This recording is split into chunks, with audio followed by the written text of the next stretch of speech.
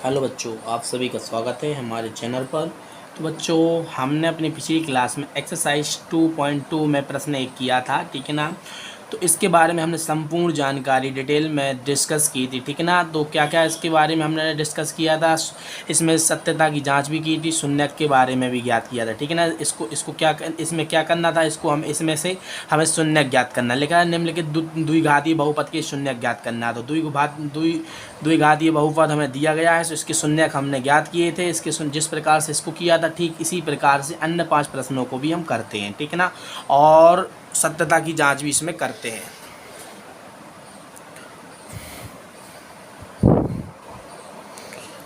तो चलिए हम अपनी क्लास को प्रारंभ करते हैं। प्रश्न 2 है। प्रश्न 2 हमारा बोल रहा है कि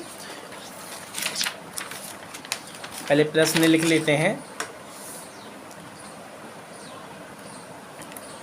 2.2 में प्रश्न दूसरा है, ठीक है ना। क्या दिया गया, (4s² - 4s + 1), ठीक है ना, हमें दिया गया। बच्चों, जो दिया जाता है क्या क्या कहलाता है, हमने आपको बताया है px कहलाता है। px यानी बहुपद दिया गया, द्विघाती बहुपद दिया गया, इसको हम क्या कहते हैं, px कहते हैं, ठीक है ना।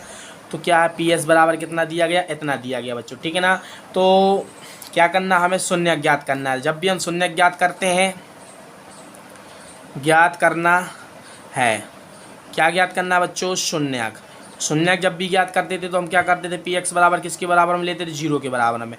तो px का मान क्या है, 4s² - 4s + 1 इक्वल टू किसके बराबर में रखना है, 0 के बराबर में रखना है, ठीक है ना।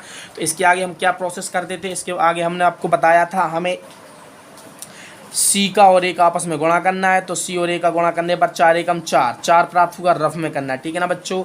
और हमें एक अब ऐसी दो संख्याएं चुननी है जिनका गुणा करने पर हमें 4 प्राप्त हो, जोड़ घटाना करने पर। तो हमने आपको बताया था सी और ए का गुणा करना है, तो ए और सी का गुणा करने पर कितना, 4 एकम 4 आएगा। तो ऐसी दो संख्याओं को चुनो जिनका आपस में गुणा करें तो 4 आएगा, और जोड़ घटाना करें तो 4 आना चाहिए। तो 2 गुणा यदि 2 करें तो कितना होता है, 4 होता है। 2 में यदि हम दो जोड़ें तो कितना होता है बच्चों, 4 होता है।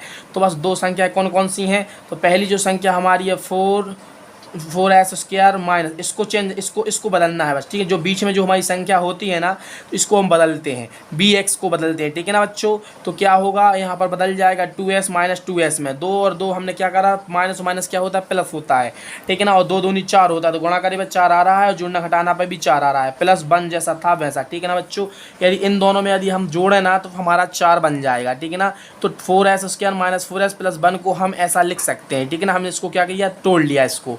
अब क्या करेंगे, जैसा उसमें किया था वैसे ही करेंगे। इसमें इन दोनों में से कॉमन लेंगे, इन दोनों में से कॉमन लेंगे। तो इन दोनों में से हमारा क्या कॉमन आ रहा है, इसमें से कॉमन आ रहा है 2s कॉमन आया है इसमें से। तो इसमें क्या बच जाएगा, 2s है यहाँ पर, तो 1s बच जाएगा माइनस, ठीक है ना। यहाँ से 2 बाहर आया, s बाहर आ गया है, 2s कॉमन, तो यहाँ पर क्या बच जाएगा, 1 बच जाएगा। तो हमारे कोष्टक में s - 1 यहाँ पर बना है, तो दूसरे कोष्टक में भी s - 1 ही बनना चाहिए, ठीक है ना। तो यहाँ से हम क्या कॉमन लेंगे बच्चों, यहाँ से हम कॉमन लेंगे माइनस। तो अब हमें यहाँ से क्या कॉमन लेना पड़ेगा, हमारे कोष्टक में बचना चाहिए, सॉरी बच्चों, देखो तो बच्चों यहाँ पर क्या 4 था, तो हमने 2s कॉमन लिया, तो अंदर क्या बचेगा, 2s बचेगा, ठीक है ना। 2s बचेगा, हम s - 1 बस बचा रहे थे, ठीक है ना। तो 2s बचेगा, ठीक है ना। तो हमारे दूसरे कोष्टक में 2s - 1 ही बचना चाहिए। तो यहाँ से -1 यदि हम कॉमन लेंगे तो 2s - 1 अंदर बच जाएगा, ठीक है ना। जिस प्रकार से हमारा एक कोष्टक बना है उसी प्रकार से बन गया, ठीक है ना। यदि -1 हमने कॉमन लिया तो माइनस के अंदर गुणा करेंगे तो 2s - 2s + 1 बन जाएगा। माइनस के इसमें करोगे तो -2s हो जाएगा, माइनस माइनस प्लस हो जाएगा, एक का एक में करोगे 1 हो जाएगा, ठीक है ना। तो हमारे कौन कौन से बन गए, एक जो दोनों जगह जो हमारा 2s - 1 आए, तो एक बार ले लो 2s - 1, ठीक है ना। अब हमें जो हमने कॉमन लिया था 2s1, इन जो कॉमन लिया था इनको एक कोष्टक में लिख दो, 2s - 1 ठीक बराबर 0। तो हमारा 0 के बराबर चल रहा, तो हमने 0 के बराबर लिख लिया। अब दोनों को क्या करो बच्चों, 2s - 1 को 0 के बराबर करो, और 2s - 1 को 0 के बराबर करो, ठीक है ना, अलग अलग। तो बच्चों अब हम क्या करेंगे, अब इसका हमें s का मान ज्ञात करना है, ठीक है ना। तो अभी जिस प्रकार से हम देख सकते हैं, पहले प्रश्न में x था हमारा चर, अब इस प्रश्न में हमारा चर क्या है, चर यहाँ पर s है, ठीक है ना बच्चों। तो हमने आपको बताया था हमारे चर कितने होते हैं, 26 चर होते हैं। तो 26 चर में से कुछ भी हो सकता है, ठीक है ना। तो इसमें s करके दिया गया है, तो हमें s का मान ज्ञात करना है। तो 2s बराबर 1 हो जाएगा, s बराबर 1/2 हो जाएगा। तो बच्चों एक क्या शून्यांक, एक हमारा शून्यांक कितना आ गया, 1/2, ठीक है ना।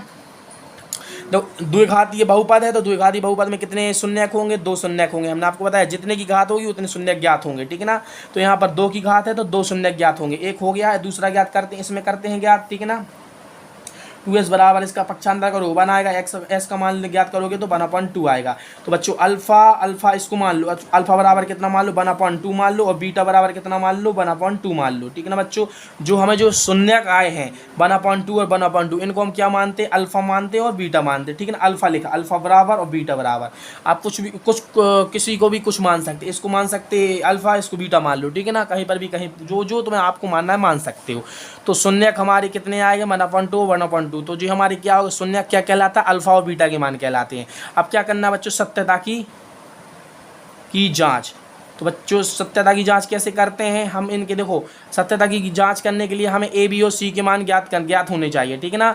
तो क्या लिख लो, समीकरण 1 लिख लो। इसको क्या मान लो, समीकरण 1 मान लो। किसको, जो हमने पहले किया था 4s square minus 4s plus 1 बराबर 0 को समीकरण 1 मान लो। लिखो समीकरण 1 की तुलना द्विघातीय समीकरण से करने पर। तो बच्चों द्विघातीय समीकरण क्या होता है, ax square plus bx plus c, ठीक है ना, बराबर 0। तो हमारा द्विघातीय समीकरण होता है। तो इससे तुलना जब करोगे ना तो a का मान क्या कितना आएगा, a बराबर हमारा आ जाएगा 4 आ जाएगा, b बराबर -4 आ जाएगा, c बराबर हमारा 1 आ जाएगा। इससे जब तुलना करोगे तो पहला मान हमारा a होता है, दूसरा मान b होता है, तीसरा मान हमारा c होता है। तो बस हमारा मान आ गया है, अल्फा बीटा के मान हमने शून्यंक निकाल लिए हैं। तो अब होता है अतः, अब क्या करेंगे, अतः अब अल्फा प्लस बीटा बराबर, सूत्र हमारा क्या होता है सत्यता की जांच करने के लिए क्या होता है, अल्फा प्लस बीटा बराबर -b/a होता है। तो अल्फा का मान कितना दिया गया, 1/2। इसी प्रकार से बीटा का मान कितना, 1/2 दिया गया है। तो माइनस है तो माइनस लगाएंगे। बी का मान कितना है, बी का मान भी -4 में है, ठीक है ना। माइनस पहले था हमारे सूत्र में और बी का मान -4 है, ठीक है। तो उस माइनस को कोष्टक में लिख लेंगे। ए का मान कितना है, 4 है। तो देखो बच्चों इसको हम हल करेंगे तो कितना आएगा, 1 + 1 इक्वल टू माइनस माइनस क्या हो जाता है, प्लस हो जाता है। तो 4/4 आ जाएगा। तो एक में एक 2 जोड़ोगे तो 2/2 हो गया, 4/4 हो गया, ठीक है ना बच्चों। तो 4 एकम 4, 4 एकम 4, 2 एकम 2, 2 एकम 2, तो 1 बराबर 1 हमारा। आप देख सकते हैं लेफ्ट साइड बराबर राइट साइड आ गया है। क्या कैसे आया, सत्यता की जब भी हम जांच करते हैं तो क्या करते हैं, जो अल्फा प्लस बीटा का जब योग करते हैं तो किसके बराबर होता है, -b/a के बराबर होता है, ठीक है ना। यानी कि कहने का मतलब 2 शून्यांकों का, इसको क्या पढ़ते हैं, 2 शून्यांकों का योग बराबर -b/a। तो 2 शून्यांक क्या है, अल्फा प्लस बीटा है। अब हम क्या करेंगे, अल्फा प्लस बीटा करा तो लेफ्ट साइड बराबर राइट साइड आया कि दोनों जना बराबर आया है। अब हम क्या करेंगे, इसके बाद हम करेंगे अब अल्फा गुणा बीटा करेंगे। अल्फा गुणा बीटा क्या होता है, c/a होता है। अल्फा कितना दिया गया, 1/2 दिया गया, बीटा भी 1/2 दिया गया। c का मान कितना दिया गया बच्चों, 1 दिया गया है। और हमें क्या c/a, तो a का मान कितना है, 4 है। तो इसका इसमें गुणा करोगे, बनाएगा 2 दूना 4 होता है, 1/1। तो कितना, लेफ्ट साइड बराबर राइट साइड हो गया, ठीक है ना बच्चों। तो हम कह सकते हैं सत्यता की जाँच में क्या है कि हमारे 2 शून्य कौन कौन से हैं, 1/2 और 1/2। तो आप देख सकते हैं कि हमने सत्यता की जांच कर ली है। हमारा प्रश्न क्या था, प्रश्न था 4s square minus 4s plus 1, ठीक है ना। तो क्या थिया, बहुपद था, इस बहुपद को हम px के बराबर रखते हैं, ठीक है ना। जब हमें क्या करना है, इसमें शून्यंक ज्ञात करना है तो 0 के बराबर करते हैं। 0 के बराबर कर गुणनखंड विधि से इसके गुणनखंड 2 शून्यक ज्ञात कर लिए। गुणनखंड विधि से इसको तोड़कर 2 शून्यक ज्ञात कर लिए। इन शून्यकों को अल्फा प्लस बीटा, अल्फा और बीटा मान लिया। सत्यता की जाँच जब भी करते हैं तो अल्फा प्लस बीटा बराबर सूत्र होता है -b/a, और जब अल्फा गुणा बीटा बराबर करते हैं तो c/a होता है सूत्र, ठीक है ना। और a b c के मान कहाँ से प्राप्त हुए बच्चों, जो हमें जो समीकरण जो बहुपद दिया गया था प्रश्न में, उसी में हमारे a और b c के मान रहते हैं। पहला जो होता है अधिकतम घात, उसमें a का मान होता है। दूसरे उससे छोटी घात जो होता है बीच वाला, उसमें होता है b का मान। और जो अंत में जो होता है चरपद, उसमें c का मान होता है, ठीक है ना।